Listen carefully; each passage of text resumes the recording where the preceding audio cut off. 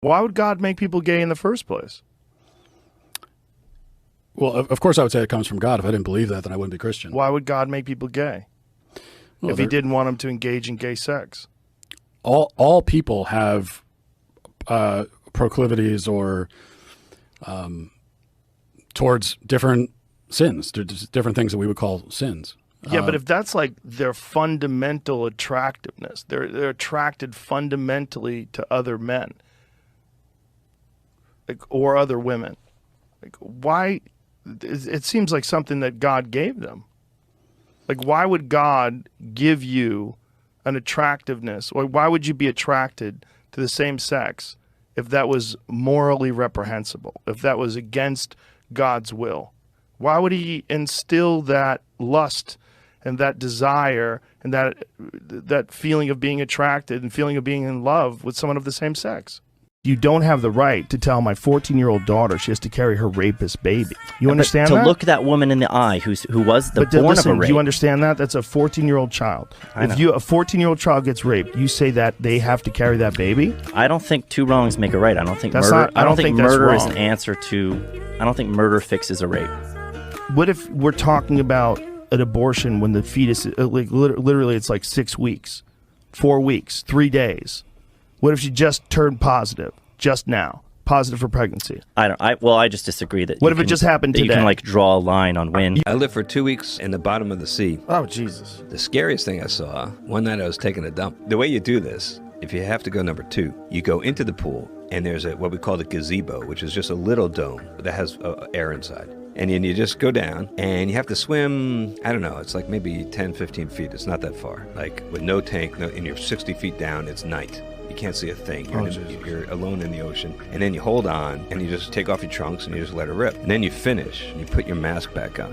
And I took a big breath and I went down and I opened my eyes in my mask in the darkness with my flashlight, and I saw, like right in front of me, this huge eyeball the size of a saucer this big, staring, unblinking right at me. And I freaked out. I just tore off for the pool and the habitat. I jumped in there, I surfaced, I'm screaming, and my crew come running like I've been bit by a shark or something. What was it? It was a Goliath grouper. Oh, I've seen those things before. They're enormous. The size of a kid. Do you know where the myth of Santa's reindeer flying comes from? I think it's from mushrooms, isn't it? Yeah, Amanita muscaria mushroom, which looks like Santa Claus. They love those things. They love the Amanita muscaria mushroom to the fact that, to the point where when people are doing mushroom ceremonies and they go outside to urinate, to drink the caribou will knock you over to get to your urine. One of the most disturbing, dark, and depressing podcasts I've ever done. What really goes into getting a cell phone is slaves in the Congo. Women who are working with a child on their back, breaking out cobalt with hammers. The toxic fumes, they're inhaling them, their child's inhaling them. All sorts of birth defects, cancers. He was talking about all this horrible shit that happens to these people, on top of the fact that they're not getting barely any money. They're just barely enough to survive and eat. They're treated like shit. They work 12 hours a day. And that's at the heart of every fucking cell phone we have. The thing that's going to change the universe is that one day someone's going to invent a time machine. And that when they invent a time machine, all time ceases to become linear. So you think if you have a time machine, well, I'll just go back to the time where they were making the pyramids and I'll watch them do it. That's not what it works like. What he was saying, you can't travel where there are no roads. So once a road gets built, then you can travel. So once a time machine gets invented, then anyone from the invention of the time machine forward to forever can come back to that moment and can go to any point in time from that moment to the end of time. So all time ceases to be linear. So there's no like tomorrow will be Wednesday and the next day will be Thursday. No.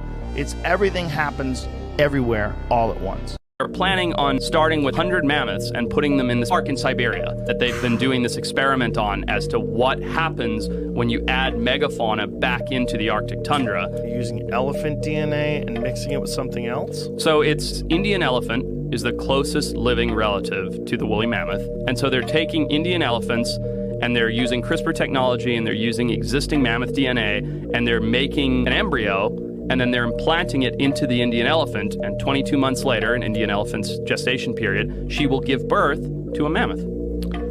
A real mammoth? A real mammoth. Why can't we take the salt out of the water? You can. It just takes energy. You can do it. But why hasn't that been being done on you can. large You have to scale?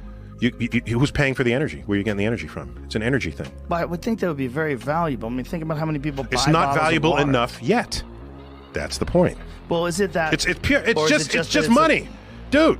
It's just Pope Benedict? He had Yeah. the craziest past because he was charged with moving priests around that had committed atrocities. Yeah. And he moved one to a place where they molested 100 deaf kids. What? Yes. 100? 100 Deaf deaf kids. kids got molested by this one priest that he had moved. No, you don't hear him coming. That's the problem. Jesus.